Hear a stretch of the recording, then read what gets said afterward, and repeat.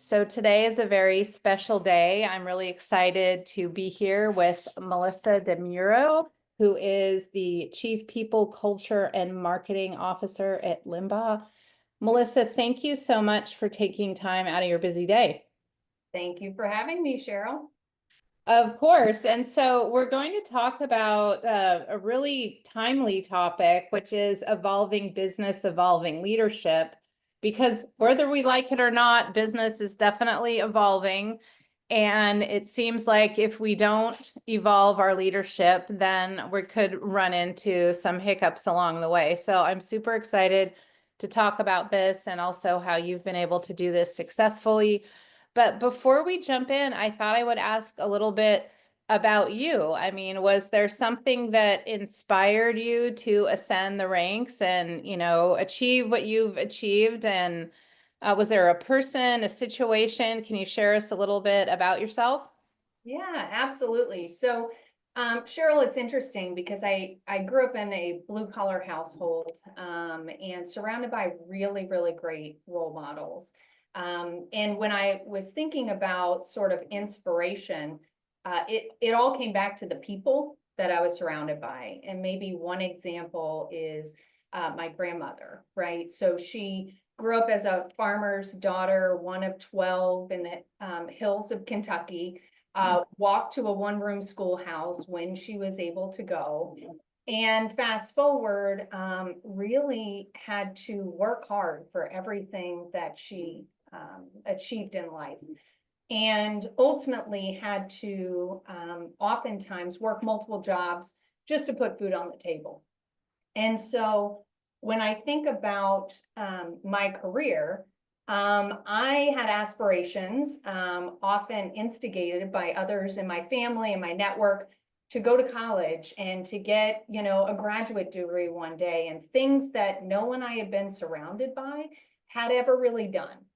And so while I didn't have a blueprint for how to do that, I did have examples of people who had, weathered far more, difficult situations than I was in, and was able to rely on them for inspiration on, the tenacity, the hard work, and frankly, being uncomfortable and getting through it anyway, and doing something that was new and different than others, had done before in my small world.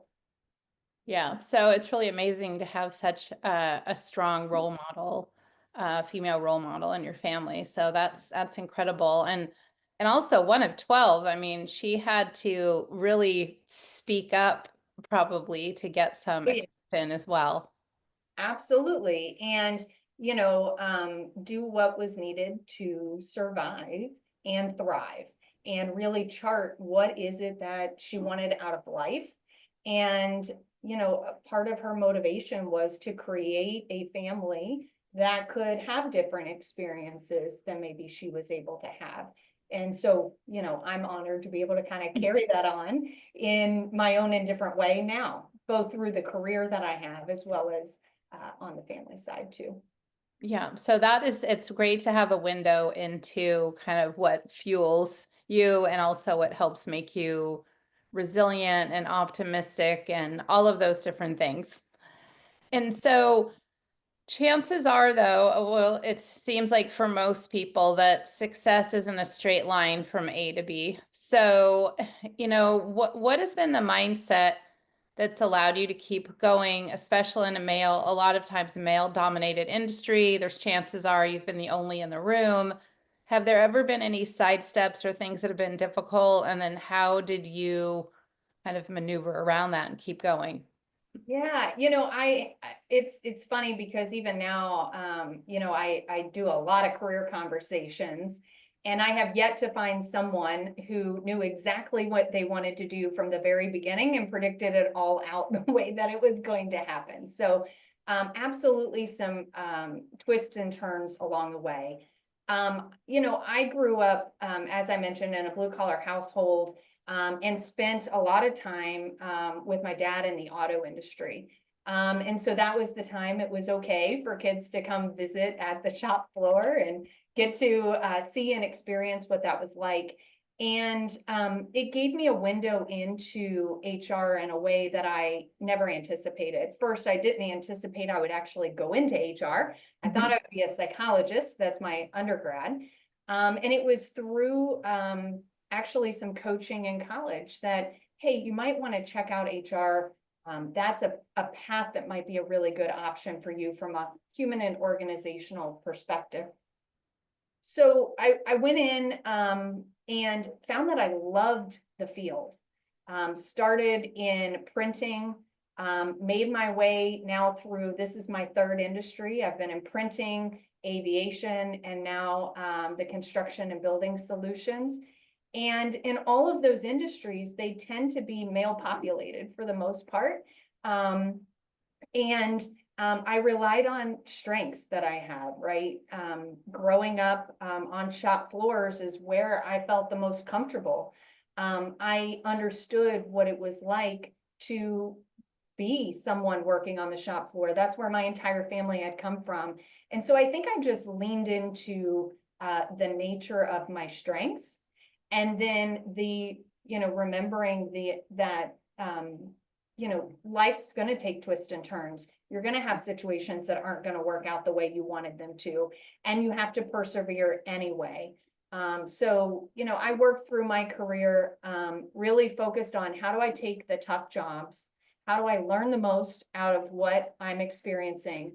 And how do I lean into being uncomfortable? And that's ultimately taken me through a tremendous career of, everything from global roles, manufacturing, engineering, 3 different industries, et cetera, and ultimately to the space that I'm in today.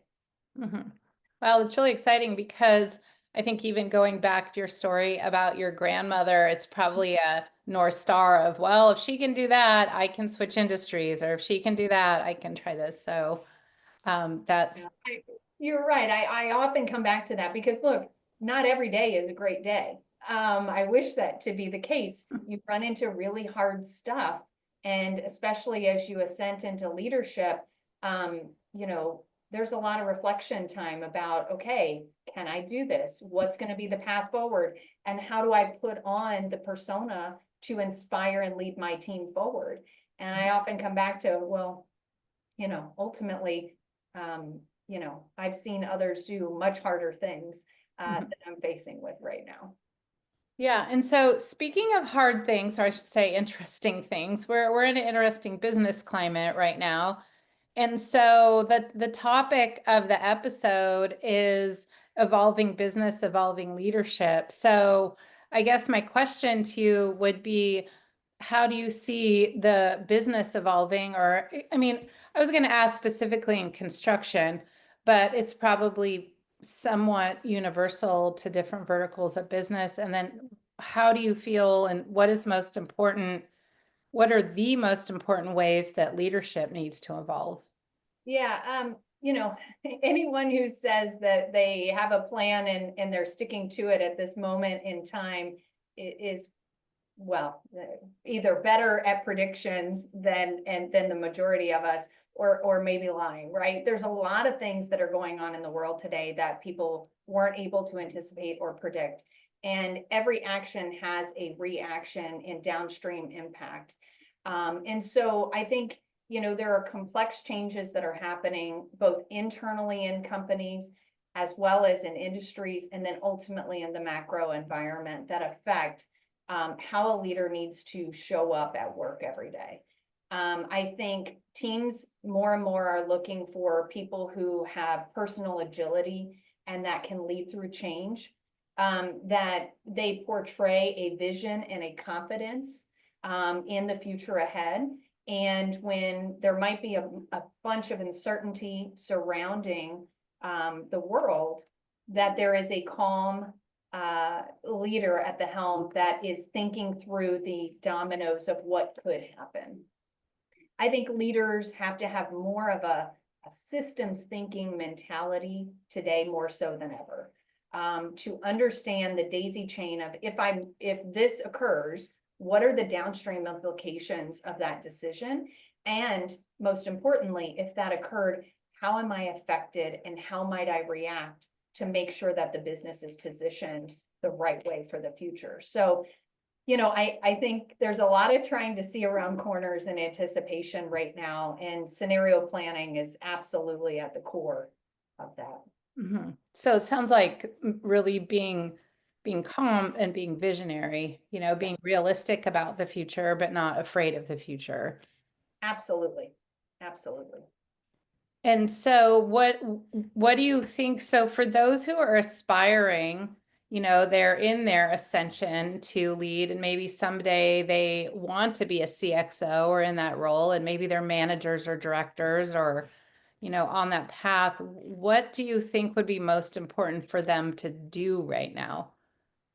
Yeah, I think first and foremost, stay apprised of what's happening. It can be hard to keep up with all the changes that are happening that could impact your business, your industry, or even you personally. So one, stay in the know. The first way to see around corners is to know what's actually happening, and not be too insular into your company, as well, so that you can anticipate the changes. Second, I think leaders need to be leveraging their EQ skills, their people side of their skill set, and leading with intentionality around change. That is happening at every single level of the business, from people who are individual contributors through directors, etc. At the end of the day, the leader that's spoken about when your employees go home at the dinner table is their immediate manager, and how they make them feel at work, and whether they feel confident in the company's direction, and whether they feel cared about at their place of business, etc. So don't wait to practice those types of skills until you, quote, kind of get the job at the top. You should be practicing that throughout, and that's what gets you comfortable with navigating increasing levels of complexity along the way. Yeah, that makes a lot of sense. And then what about there's a lot of leaders now who are managing teams that are afraid that they will be replaced by AI, excuse me, or so, and also from, putting on a coaching hat, I know that when emotions run high, it impacts productivity and of course impacts profitability as well. So for leaders who are trying to manage disruption and change, do you have any advice for them? Yeah, I think fear is a natural reaction that comes and gets the best of all of us at times, right? But you have to have sort of the perseverance to push through the thought to so what does this mean for me in the end, right? So imagine that your job today went away. Okay, what skills do you have? What could you go do differently? How are you positioning yourself such that you could leapfrog from where you are into a different adjacent space or a different role, etc.? I think, putting our head in the sand and hoping that things don't change is a bit of a fallacy, right? Doing that is going to actually put you at a disadvantage. The best leaders I've worked with are constantly trying to figure out how to work themselves out of a job. They're trying to develop their team such that if something happened to them, they have people in line ready to take over that position. They become known for being those kind of leaders. They get the best talent, etc. So I think, while yes, the fear is there and we are all human, and it is scary to go out and learn new things, the more that you make that a normal part of your behavior, the more it becomes less scary, because you can prove to yourself, like, I've done it before, right? It was scary to change an industry, but you know what? After you've done it a couple of times, you're like, well, if I can learn that one, I can learn this one, right? Or if you're taking on a function that might not be your sweet spot, but is an adjacency, and you do that and you succeed, you're going to have the confidence you can do it again. So I just think it's not allowing fear to get the best of you, but to push through it and decide what's next and what's the worst that can happen. Yeah. And then also, what about leaders who are managing that fear, like the fear of disruption, the fear of change? Yeah. I feel like most of us are right now. I haven't found a leader yet that's like, not feeling overwhelmed by the change management side. I think, we focus a lot as business leaders on the what of the decision that we need to make, and not always on the how that will be implemented and affect people. So I think leaders need to spend equal amounts of time, if not potentially more time, on the implementation and that how of the change management as they do making the decision. That also means providing space for people to go through normal emotional reactions. If you're leading a change and you can't describe what's in it for me at all levels of the organization, then you haven't done your homework to roll out that change. We have to go in eyes wide open and not assume that everyone's what's in it for me is going to be the same as what your personal reasons might be, or what the business's reasons would be. So I think, there's lots of models out there on change. Inside Limbach, we do a lot of training on change management. We have actual processes in place to help leaders think through that. But I think that would be my recommendation. So it seems like transparency Yes. is very important, and maybe even agency, like giving others agency over the change. Completely, right? Because again, if I start with an assumption that a leader's intention is to create great empowered teams that can lead even in the leader's absence, right? My goal is that my team is able to lead even when I'm not present with them, that they have the context and understanding of what's going on in the business, that they know what their role is and why it's so critical in the company, and how their impact every day makes a difference. And so when you focus your time trying to create that environment for people, they can go off and run and make the decisions, and they can make them way faster than having to channel all those back up and through you as sort of a decision maker, right? It's better to have 10 decision makers on a team that understand the context, direction, and how to make those decisions than just one at the end of the day as a leader. Yeah, no, that makes a lot of sense. And so as we head into the remainder of the year, I mean, it feels like 2025 is kind of going by rather quickly. I don't know how it feels for you, but what do you think is most important between now and the end of the year? Yeah, and it might vary depending on the business that you're a part of. For me, in our company in Limbach, we are going through the midst of a great transition in our business model, moving to customer centricity and account-based models. And so for us, it's really about how do we translate all the value we can bring to our customers and truly differentiate our service as an indispensable partner to them. That is there not just in the good days, but also there in the very challenging days. So I guess if I translate that beyond our world, you've got to connect to what's the purpose of what you're here for. How can you rise above the instability and put a strategic plan in place that the team can feel confident in, and then differentiate yourself in that way in this market? Because, your customers are feeling the same, disruption as you are as a leader. So I think we have to kind of go back to the root of why are we here? What mission do we serve? And how do we serve that even more so in a changing environment like today? Yeah, so it also seems like the relationships and showing that you care and really moving from like maybe not being transactional, but Yes, really being relational and letting customers know that I got you, I'm going to take care of you. It's not just about the transaction. exactly. And, they've got 100 things on their plate. And our goal is that we don't want their building systems to be the thing that keeps them up at night. We want them to be able to go out and lead their business and be successful overall, and let us take care of the rest. And be here to support you in the good and the bad periods. Yeah. Yeah, just it seems like deepening those relationships is really important. And a lot of what you were saying about what's important internally and how to lead when business is evolving and during disruption, it's important internally and externally and customer facing. Is that right? It is, absolutely, right?